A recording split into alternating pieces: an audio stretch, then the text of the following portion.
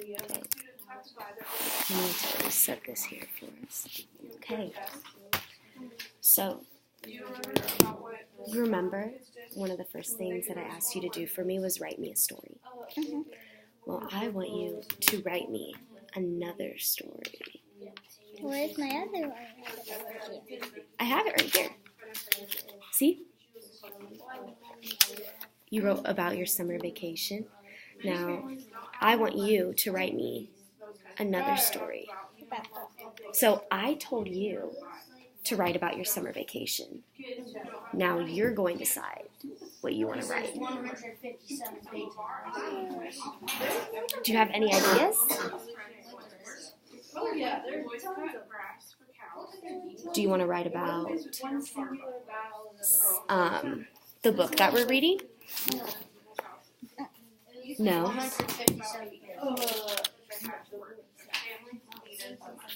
18 years. 18 years.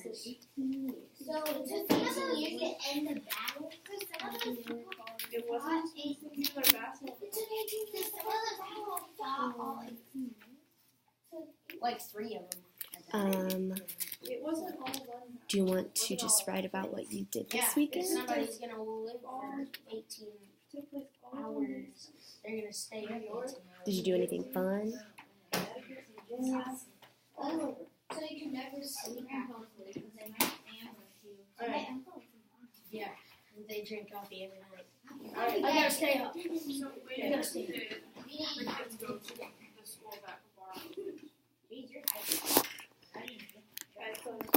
What are you thinking about? Not well, it wasn't a specific time. There's time of day that after they were doing. Do you not want me to look? Okay, I won't look. Suddenly shouted, springing to life. Lions the short ones, the rest in back, the tall ones. Gentlemen hurried. The men began to run forward and back in a frenzy. Jonathan, not understanding where he should stand, stood in place where he was until he felt a hard slap. He got back. Okay, a little too far for his man. Mechanically, he turned toward the pole, who, reaching out, took hold of his shoulder and pulled him forward, then spun him into position. Front line, Lord, front line. Jonathan stayed where he had been put. But other men came forward. There was more pushing, more shoving. The corporal holding his horse's bridle, tried to keep the peace calm. As all the while shouting, here, no, there. No, there. 2 paces back. Dress you on. Not right behind. Dress him. Gentlemen, Jonathan promised to gain this way and that. So instead of, so it wasn't the school yet, they were just training school, and the bar was teaching them, and it started out with, did it start out with a bunch of students? No, it started off with Jonathan had 8 students, very good job.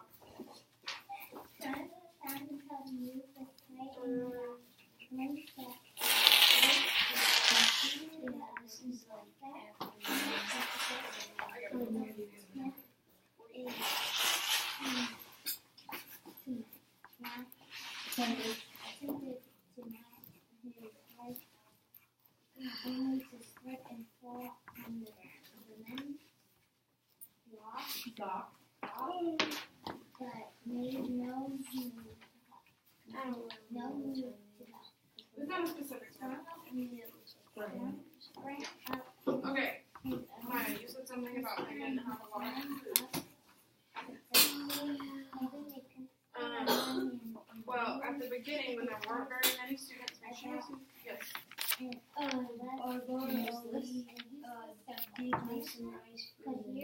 Yes, his family provided rice for some of his family because they had more money than most of the families.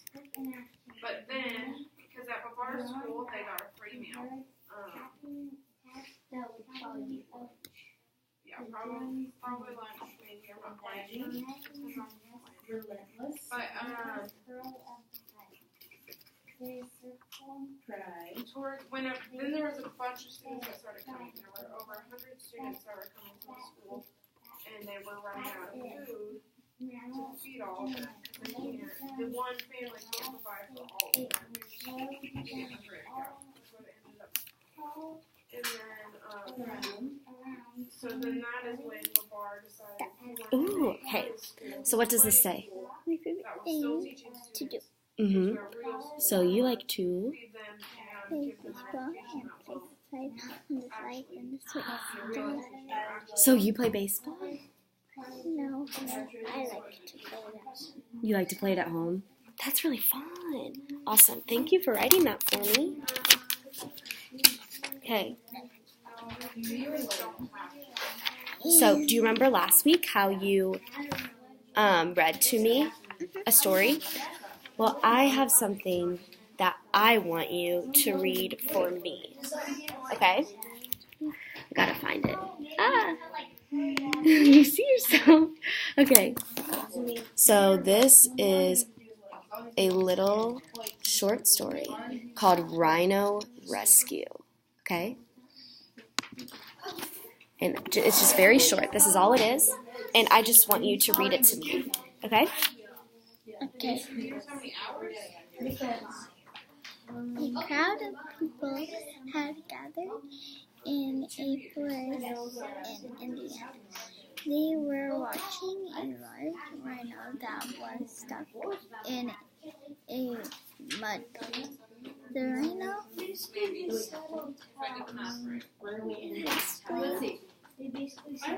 tired to escape.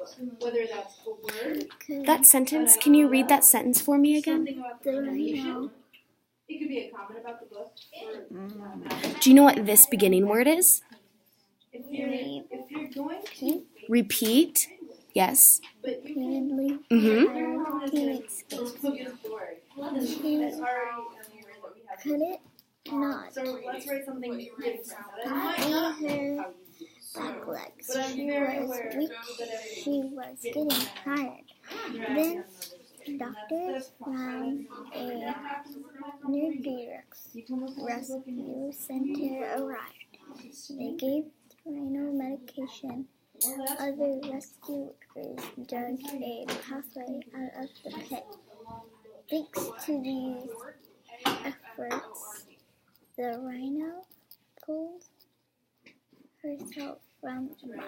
She walked back into the forest. Okay. Before you read on, I want to tell you something that's really cool. So when you read, your goal is to make sure you read fluently.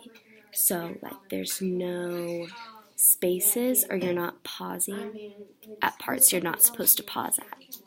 So, for example, when you read this sentence right here, you should read it like, then doctors from a nearby rescue center arrived. Do you see how that flowed? Versus me reading it like, the doctors from a nearby rescue center arrived.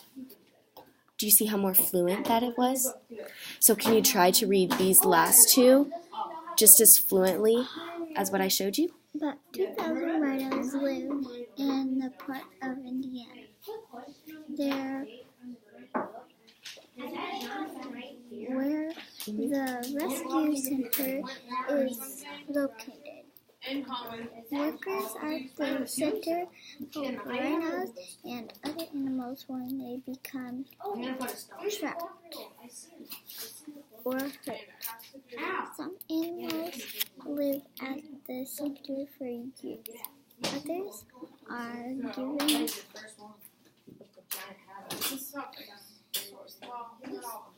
aid released quickly. The goal of the center is to help animals roam the wild. Free working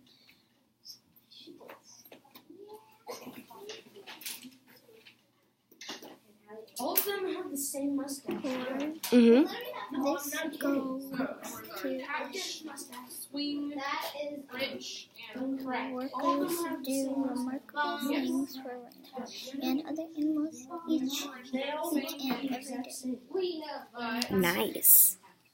What is your favorite animal? Do you like rhinos?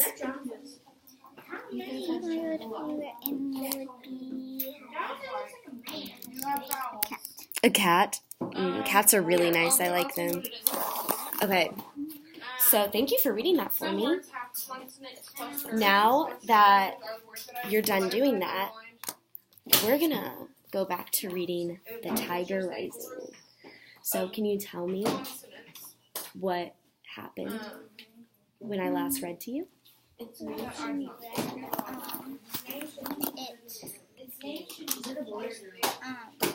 They figured out it was the girl and But stuff. Mhm. each ending, And, each cluster He had to makes go to the principal's office because So the what principal was sounds and all the grown-ups in the school were scared about his life. So the principal knows it will never clear up. Yeah. So he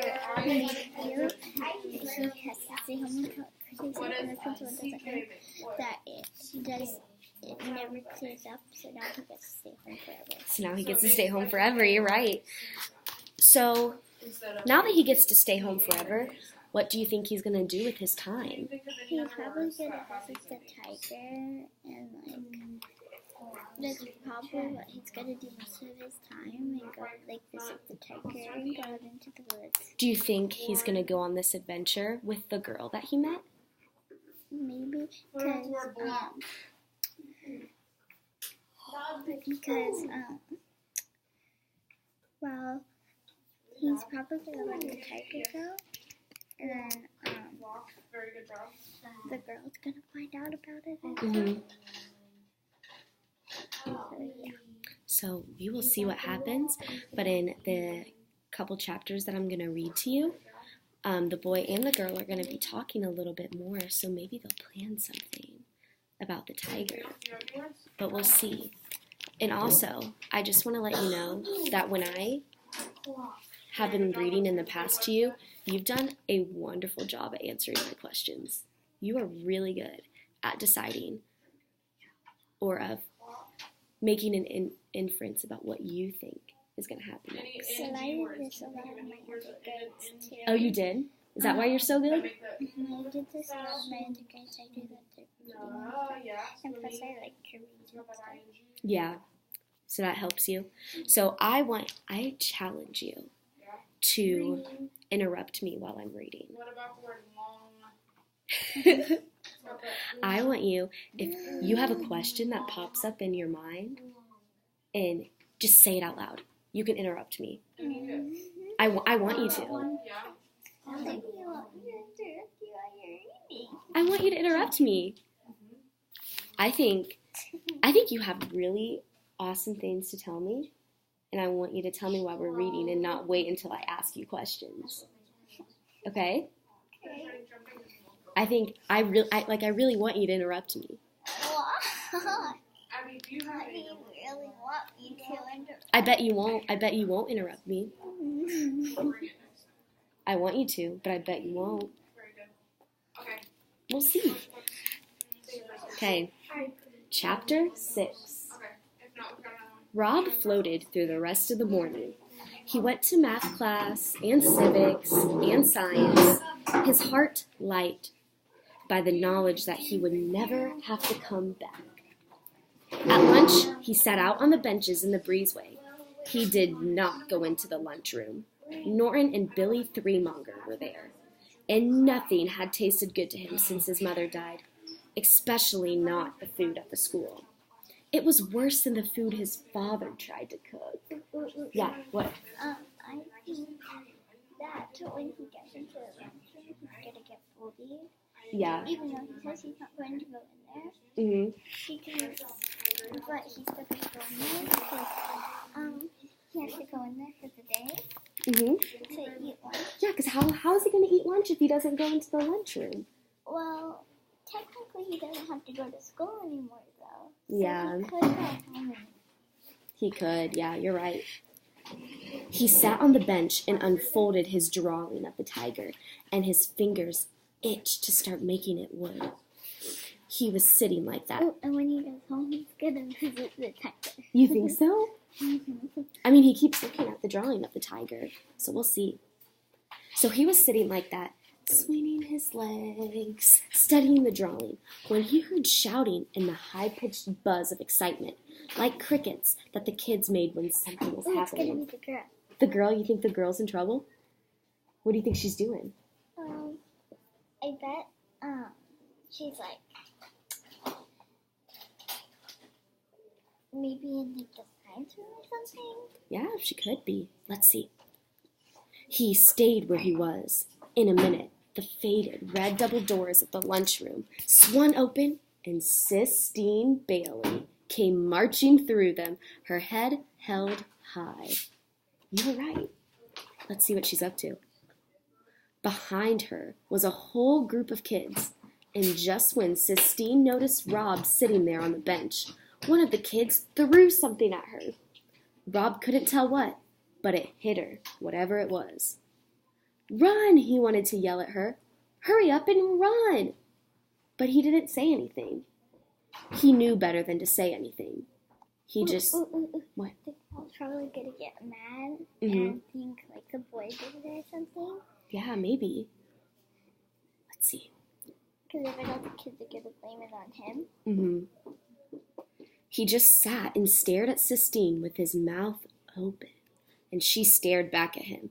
Then she turned and walked back into the group of kids, like somebody walking into deep water. And suddenly she began swinging with her fists. She was kicking, she was twirling. Then the group of kids closed in around her, and she seemed to disappear. Rob stood up so that he could see her better. He caught sight of her pink dress. It looked all crumbled, like a wadded-up tissue. He saw her arms still going like mad. "Hey!" he shouted, not meaning to. "Hey!" he shouted again louder. He moved closer to the drawing of the tiger still in his hand. "Leave her alone!" he shouted, not believing that the words were coming from him. They heard him then and turned to him. It was quiet for a minute. "Who you talking to?" a big girl with black hair asked. "Yeah," another girl said. "What do you think you're talking to?" I think they're gonna beat up the boy. You think they're going to beat up the boy? Mm-hmm. "Go away," Sistine muttered in her gravelly voice. But she didn't look at him. Her yellow hair was stuck to her forehead with sweat. The girl with the black hair pushed up close to him. She shoved him. "Leave her alone," Rob said again. "You gonna make me?" the black-haired girl said. And I think Rob is going to show the girl after they leave. I think he's going to show him the tiger. Yeah. Like his drawing of the tiger? No, Or the actual tiger? The actual tiger. Whoa. They were all looking at him, waiting. And I think the girl is going to ask Rob if they can let it out of the cage. Mm-hmm. And then Sistine is gonna let it go, and Sistine's gonna ride the tiger. Ride the tiger? That'd be fun. Have you ever ridden a tiger? No. No, me either. Okay. So, all the girls were looking at him, waiting. Sistine was waiting too, waiting for him to do something. He looked down at the ground and saw what they had thrown at her. It was an apple. He stared at it for what seemed like a long time, and when he looked back up, they were all still waiting to see what he would do. And so, he ran. And after a minute, he could tell that they were running after him. He didn't need to look back to see if they were there. He knew it. He knew the feeling of being chased. He dropped the picture of the tiger and ran full out, pumping his legs and arms hard. They were still behind him. A sudden thrill went through him when he realized that what he was doing was saving Sistine Bailey. Why would he try to save Sistine Bailey? Why would he want to save anyone who hated him? He couldn't say. He just ran, and the bell rang before they caught him. He was late for his English class because he had to walk from the gym all the way to the front of the school, and he did not know where his drawing of the tiger was. But he still had Mr. Felmer's note in his back pocket, and that was all that truly mattered to him. The note proved that he would never have to come back.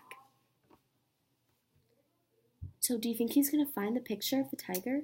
I think, while he's out of school, since, he just had to come to school again, I think he's gonna, he's gonna show, the big kids his legs, and show them how oh, you can get contagious by me. And then they get it backwards, and then he's going to try to find the picture. Ooh, that could happen.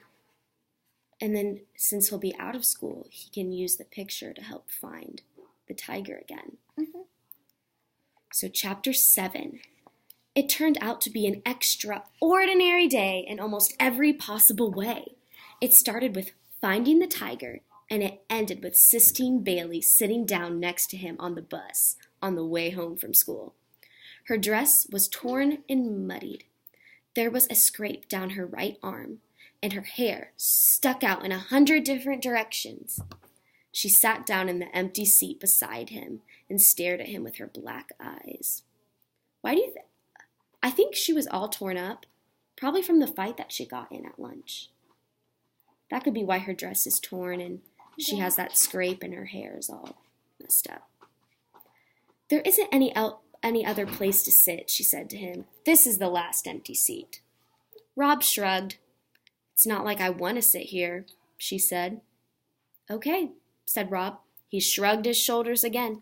He hoped that she wasn't going to thank him for saving her. What's your name? She demanded. Rob Horton, he told her.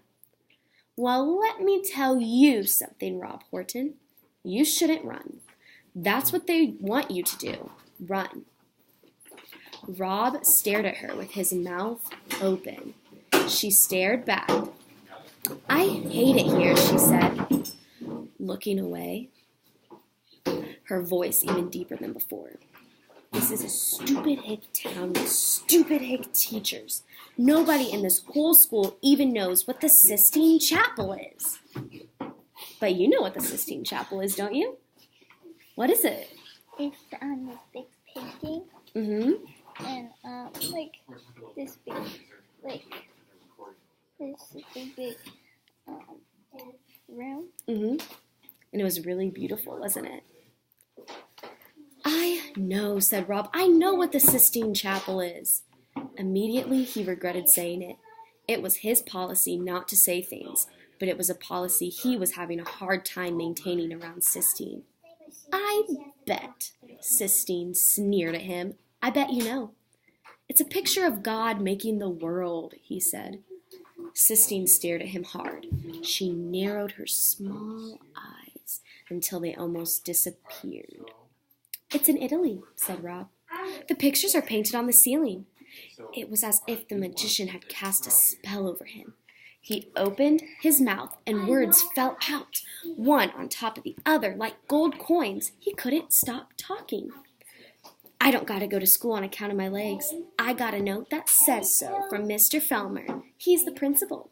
He says that parents are worried that what I got is contagious. That means that the other kids could catch it. I know what contagious means, Sistine said. She looked at his legs, and then she did something truly astounding. She closed her eyes and reached out her left hand and places it on top of Rob's right leg. Please, let me catch it, she whispered. You won't, said Rob, surprised at her hand and how small it was and how warm. It made him think for a minute of his mother's hand, tiny and soft. He stopped that thought. It isn't contagious, he told her. Please let me catch it, Sistine whispered again, ignoring him, keeping her hand on his leg. Please let me catch it so I don't have to go to school. It ain't a disease, said Rob. It's just me. Shut up, Sistine said. She sat up very straight. Her lips moved. The other kids shouted and screamed and laughed and called to each other, but the two of them sat apart from it all, as if their seat was an island on the sea of sweat and exhaust. Why is Sistine touching his leg? Because she doesn't want to go to school anymore. Because what just happened? Because she was getting bullied. Mm-hmm. Because she just wants to get a disease so she doesn't have to go to school anymore too. Yeah. Sistine opened her eyes. And I think she's gonna get sick. You think she is? And then she's gonna stay home and she's gonna ride like the tiger and stuff. Mm-hmm. Yeah. We'll see. Kind of like the book. Like the book cover? Oh, yeah. Okay. She is riding the tiger. And our new one today. So Sistine opened her eyes, and she took her hand away and rubbed it up and down both of her own legs. You are crazy, Rob told her. Where do you live? Sistine asked. In the motel, in the Kentucky Star. You live in a motel? She said, looking up at him. It ain't permanent, he told her. It's just until we get back on our feet. Sistine stared at him. I'll bring you your homework, she said. I'll bring it to you at the motel. I don't want my homework, he told her. So, said Sistine. But then, Norton and Billy Threemonger had spotted them sitting together, and they were moving in. Rob was relieved when the first thump. So you guys know, yeah, those apps on your iPad, you plug them in. Yeah, that's you have one of those? Yeah. Okay. Well, there's still apps on those, right? Yep. So anyway, I'm just saying that's how you save this. So this one's an easy one for us to remember. A lot of us don't have Yeah. to play with different apps on. They might do that. Let's see. So they're moving in. They're going for the attack on Rob. So Rob was relieved when the first thump came to the back of the head, because it meant that he wouldn't have to talk to Sistine anymore. It meant that he wouldn't end up saying too much, telling her about important things, like his mother or the tiger. He was glad, almost, that Norton and Billy were there to beat him into silence. Okay, so then next week, we will see if the relationship between the boy and the girl develop more. Do you think it will? Okay, so we'll find more about that next week. And thank you for interrupting me. How'd it feel? How'd it feel? Weird. Awesome.